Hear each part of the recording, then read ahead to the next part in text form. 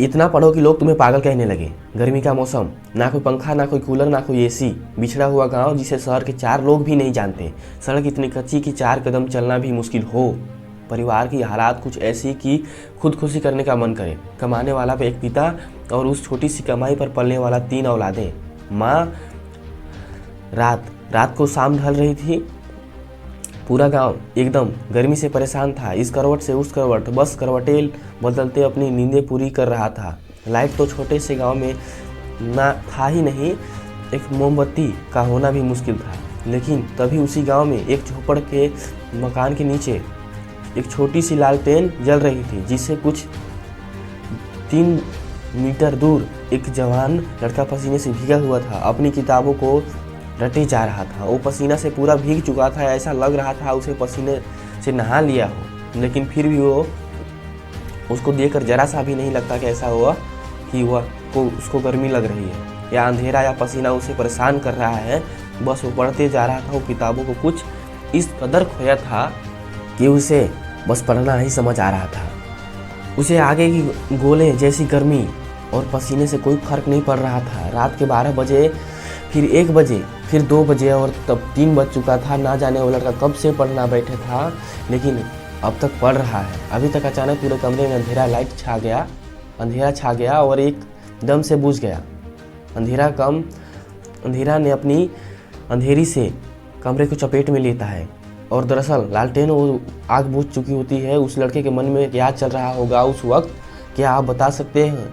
उस वक्त उस लड़के ने जुबान में जो बात निकली, कसम से मज़ा आ जाएगा। वो लड़का बोला, अफ यार, काश थोड़ा और पढ़ लेता। अब बताओ, क्या तुम में से कोई इतना पागल है पढ़ने के लिए? उस लड़के को सब उस गांव में पागल कहते थे। गांव वालों से पता चला कि वो लड़का कब पढ़ने बैठता है, लेकिन कब तक पढ़ता रहेगा कोई बता नहीं सकता। बल्कि उसको खुद भी याद नहीं रहता कि वो कितनी देर तक पढ़ाई कर रहा था। हाँ, मानता हूँ कि ऐसे किस्से बड़े ही कम सुनने को और देखने को मिलते हैं, लेकिन जब भी मिलते हैं कसम से दिल में आग लगा देते हैं। इतना पढ़ने वाला लड़का पता नहीं आगे क्या करता है। 2012 बैच में यूपीएससी क्रैक करता है और एक बहुत ही बड़ा आदमी बनता है। जब इतनी आग होगा सीने में, तभी मजा आएगा जीने में। मैं कहता हूँ उसे हालात से लड़कर, संघर्षों से भिड़कर जब एक गरीब अनाथ लड़का बड़े सपनों को पूरा करता है, तो फिर तुम क्यों नहीं? अगर दिल में आग होगा ना, तो एग्ज़ाम फॉर्म में 500 रुपये तुम्हें रोकने नहीं वाले। उन गरीब के पास फॉर्म खरीदने तक के पैसे नहीं थे, लेकिन दिल में आग होती है और वही आग उन्हें ताज दिलवाती है। पढ़ाई से भागने वाले पढ़ाई कभी कर ही नहीं पाते। पढ़ाई भागने के लिए नहीं बनी है, पढ़ने के लिए बनी है, पढ़ाई करने के लिए बनी है। अगर 2 साल भी खुद को दे दिए ना, जहाँ तुम्हारे दिन रात सुबह शाम अंधेरा उजाला कुछ मायने नहीं रखेगा।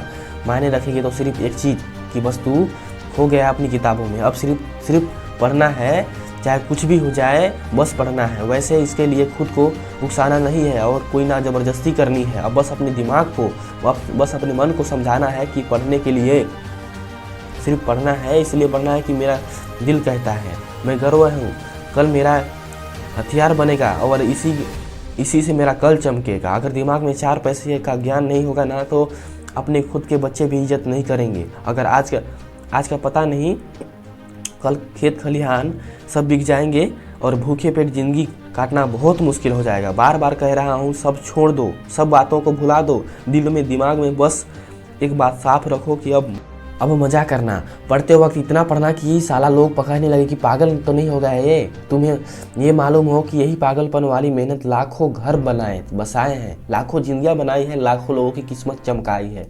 अगर उस बुलंदी पर पहुँचना सिर्फ एकमात्र मकसद होगा ना, तो तुम कसम से उस झक मार कर मिलेगा। लेकिन उन सबसे पहले उजाले से कल पहले तुम्हें आज पढ़ना होगा। इतना पढ़ना होगा कि किताबें तुमसे थक जाए, लेकिन तुम्हारा हौसला ना थके।